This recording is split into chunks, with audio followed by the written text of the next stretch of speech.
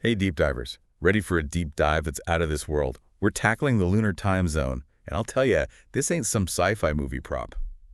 We've got some intriguing stuff you sent our way. Yeah.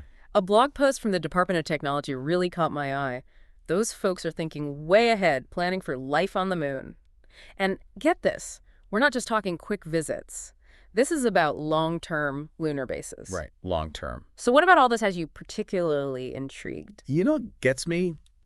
It's how we just take timekeeping for granted here on Earth. Yeah. But on the moon, it's a whole different ballgame. Think about it. The moon's day-night cycle. It's a massive 29.53 Earth days long. Oh, wow. Can you imagine trying to get your life in sync with that? No kidding. Talk about throwing your sleep schedule for a loop. Totally. It really makes you realize why sticking to Earth time just won't cut it for a permanent moon base. Exactly. Our whole lives on Earth revolve around this 24-hour cycle. It dictates everything from our sleep to when we work, but on the moon, that whole rhythm gets thrown out the window.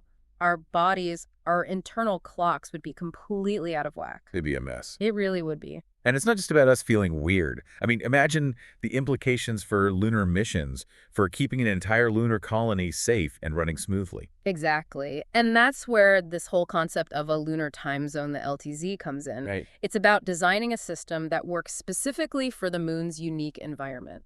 So we're basically talking about inventing a whole new language, but for time. In a way, yeah. The goal is to find a way to blend in with the moon's natural rhythm while still having a system that lets us coordinate with Earth. Okay, I gotta ask, what do lunar hours even look like? Are we talking about crazy long days and nights? Well, not as crazy as you might think. The LTZ is based on the lunar day, which, as we said, is about 29.53 Earth days long, and they break that down into 30 lunar hours. Hold on, 30 lunar hours. So 1 hour on the moon is... About 24.6 Earth hours. But think about it. That actually lines up pretty well with the single sleep cycle. They call it lunar mean time, or LMT. And it's all based on the moon's equivalent of the prime meridian. You know, that 0-degree line we have here. Right. So it's all connected. So we're not completely reinventing the wheel here. We're stretching it a little, adapting it to the moon's rotation. Exactly. We're keeping the familiar structure of hours, minutes, and seconds. But each unit of time is just a tad longer. Right. It maintains that sense of familiarity, but acknowledges the realities of lunar living. And here's the really cool part. They're making it compatible with Earth time, so we can easily communicate and coordinate between the two. So it's like learning a new dialect of a language, not a whole new language. You got it.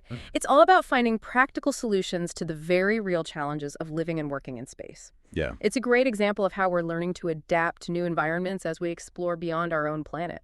It's fascinating stuff. This is really blowing my mind. We're really talking about creating a whole new time system, not just for a few astronauts, but for entire lunar communities. What are the real-world implications of all this? Well, think about it. Try to imagine coordinating a lunar mission with teams scattered all over the globe, right? Right. Each one working on a different time zone. It'd be a logistical nightmare. Oh, yeah, total chaos. The LTZ simplifies everything. It gives everyone on the moon a single, unified time to work with.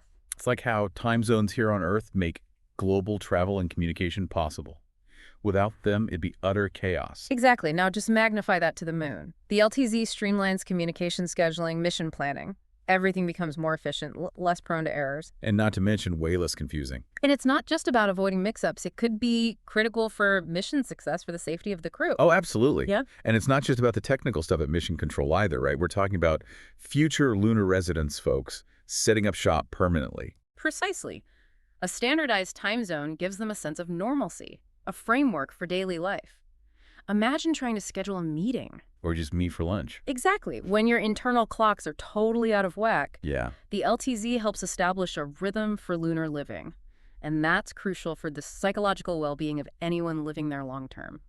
So we're talking about building a sense of community, a shared experience, even on the moon. Precisely. It's about creating an environment where people can truly thrive, not just survive.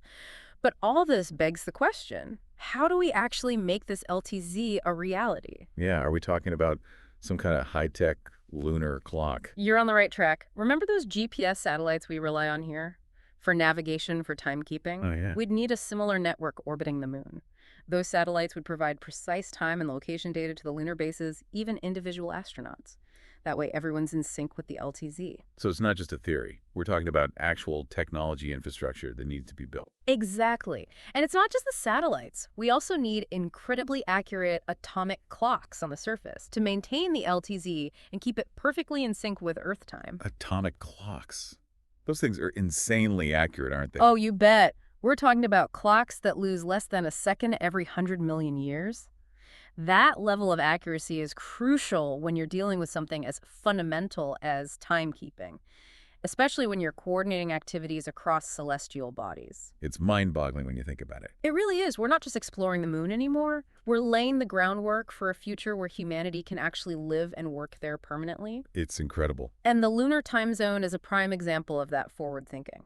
It's about anticipating the challenges and creating solutions before those challenges even become a reality. It's about making sure we're prepared. Exactly. It's about building a future where humanity's reach extends beyond the confines of Earth.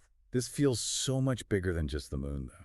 It's like we're figuring out how to manage time as we explore farther into space. You hit the nail on the head. What we learn from the LTZ on the moon will definitely shape how we approach timekeeping on future missions to Mars and beyond. So this is all pretty amazing, but what does it mean for those of us back on Earth? Are we just like hyper-focused on the moon, or is there a bigger picture here? That's a really great question. You see, the LTZ, it's not just a lunar thing. It's really a blueprint for how humans will exist in space in the future. It's about setting up a system for keeping time that works not just on the moon, but on Mars, on other planets, maybe even beyond our solar system. We're talking about a universal time system, something that would be absolutely essential for doing anything across different planets and stuff. So the LTZ is kind of like a sneak peek into how we'll deal with time when we're living on multiple planets. Exactly. Imagine having colonies on different planets and each one has its own unique day and night cycle. Trying to keep track of everything using Earth time would be totally impossible. It'd be like those missions to the International Space Station where they have to coordinate with astronauts from all these different countries. Right. And now imagine trying to have a Zoom meeting with someone on Mars and their day is totally different. It'd be a disaster. A universal time system would be completely necessary for communication working together, even just living everyday life if we're spread out across different planets. Wow, that's kind of deep.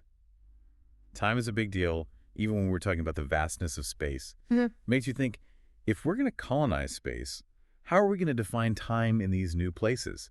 Are we sticking with Earth time, or do we need to come up with totally new ways to measure time? Those are some seriously mind-blowing questions. The LTZ gives us a place to start a framework, but when we go further into space, who knows what we'll encounter? How will we understand time as humans when we're living on multiple planets? It's a whole new world of exploration, and it's super exciting to think about. This whole deep dive into the lunar time zone has been pretty mind-blowing.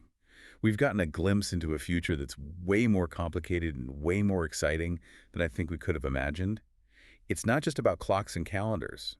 It's about how we as humans deal with the hugeness of space and build a future out there in the stars. I think it's an incredibly amazing time to be alive. We're right on the edge of a whole new age of exploration and discovery, and the lunar time zone is just one small example of the incredible things we can do and how we'll need to work together to make it all a reality. You know what? This deep dive into the lunar time zone has really been eye-opening. Yeah. It makes you realize how much we take timekeeping for granted here on Earth. It's such a basic thing, but it's a fundamental part of our lives, and now we're starting to see how it's going to shape our future in space. Absolutely. And it's a reminder that when we venture out into space, we're not just going to different places. We're creating a whole new way of being human, a new way of living, and a new way of thinking about time itself. It's a lot to think about. It makes you think about how timekeeping started here on Earth, how we used the sun and the moon to tell time, how we came up with clocks and calendars to keep track of our days and years. It shows how incredibly inventive humans are and how we're always trying to understand the world around us. And now we're reaching for the stars and pushing the limits of that understanding, even redefining what time means. It's a challenging but thrilling endeavor. Well, deep divers, that's a wrap on our exploration of the lunar time zone. We hope you found it as thought-provoking as we did, as we venture out into the cosmos.